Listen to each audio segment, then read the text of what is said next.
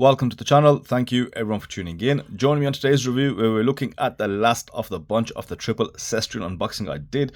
We have now looked at the whole range that Cestrian have to offer. We've looked at the new release, the Field series. I also looked over the Master series version 2, and now I have the Dive Watch series, again a version 2.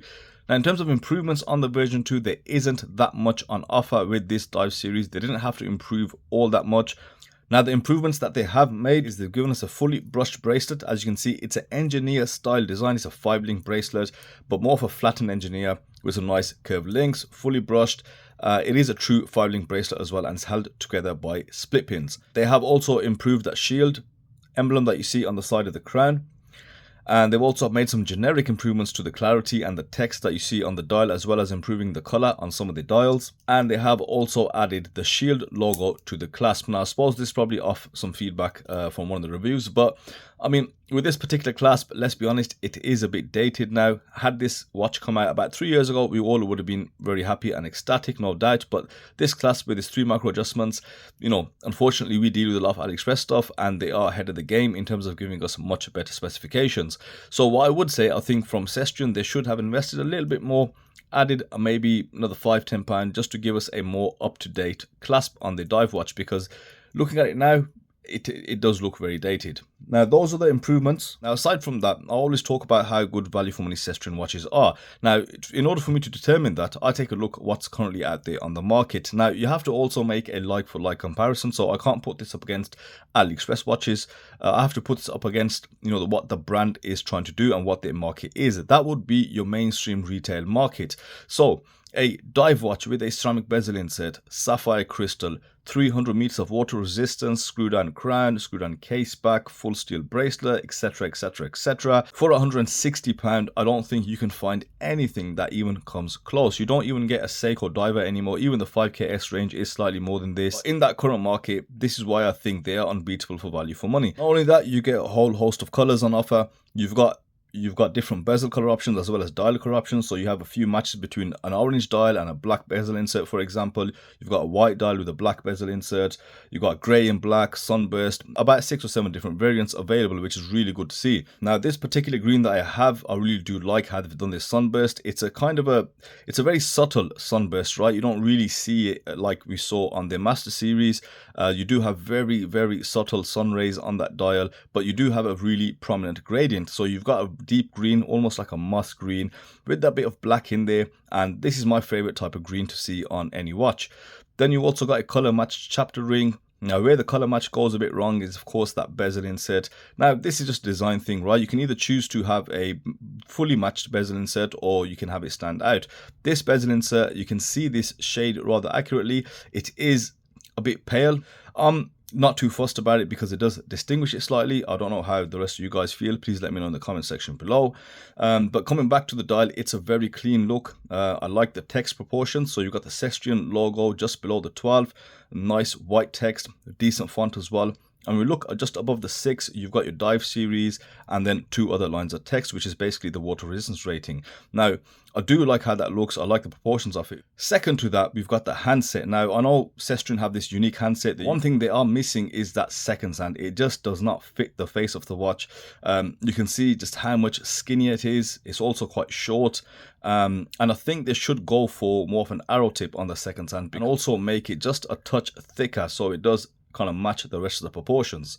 Now, they've also done something very interesting. They've put the shield logo at the 12 o'clock marker, which I think works really well on this watch. Usually they had the shield logo just above the text, so I do like that, and I think it's probably the right choice to make going forward. But I would love to see that on the Master series and also the Field Watch series. If they can somehow incorporate that shield at the 12 o'clock hour marker, that would be good going forward. When you look at the circular hour markers, you can see they're a bit thicker than they actually are, because you do have a rather thick polished frame around them.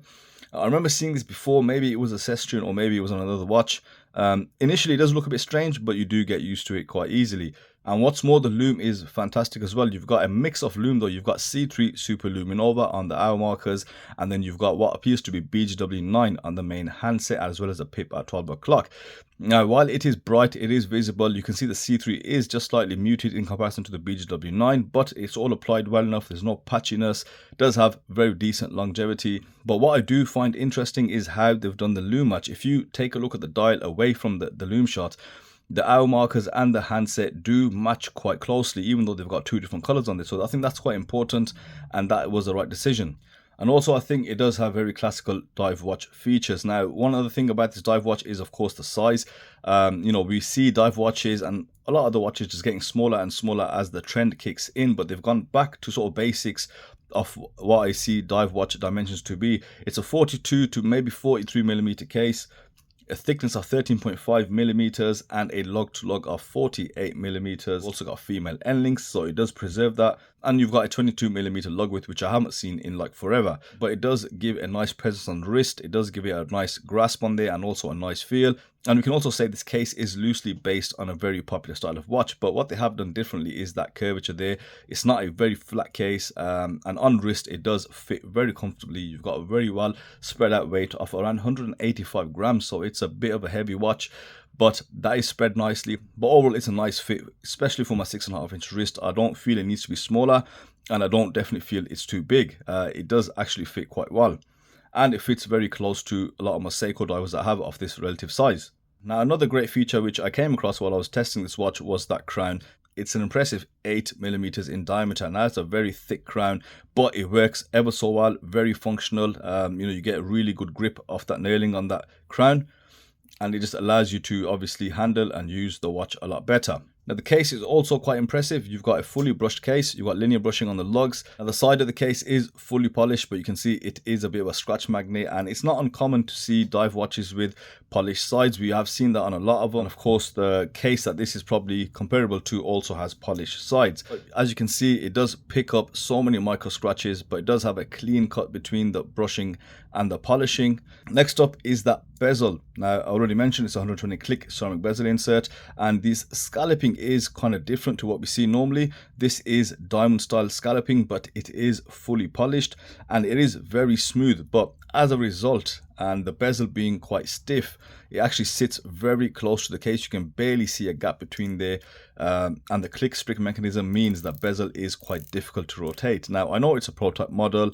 I don't know what the real model is. I don't know if they've kind of loosened up somehow, but it is kind of difficult to rotate that bezel because that grip just isn't there. And of course, with that mechanism, it also makes it just a bit more difficult. But because of how tight it is, it does mean there is hardly any back play. And as well, you can see I'm really fighting with it here. There we go. It does line up, and you do have the click spring in there, but it just comes across as seized sometimes.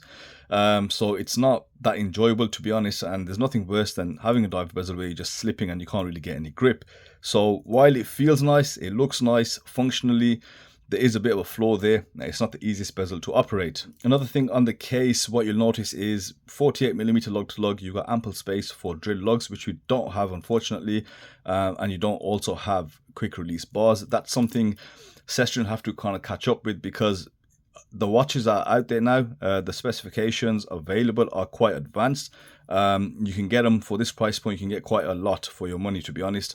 So a couple of dated features that I've noticed, as I said, about that clasp, and obviously not including the quick release bars or putting in the drill lugs. But aside from that, I think it's a really good watch for £160. There is nothing else like it. You can't get something like this on the retail market, and it does feel good on the wrist. Like I said, it doesn't feel out of place, and it does not feel too big at all. And that's from someone like me who has a 6.5 inch wrist, and I can comfortably wear this watch all day. There's also some important news. They do have a new version coming out, a slightly different variant to this. So they've got a 38mm due out in January 2024. I don't know exactly when in January, but that's the date we have. And they also have a silicone strap option there. So I think that will also have a few fans there, because 38mm is a good size. It's similar to the SKX 13 and the SKX 007 thing that we had. So I am looking forward to the new downsized version as well. So that's it from me today, guys. Let me know your thoughts on the Cestrian Dive watch, or Dive series version 2. Is there anything they've missed? Is there anything you want to see for them to improve on for the next version? Let me know in the comment section down below. And as always, thanks for watching, and I'll see you on the next one.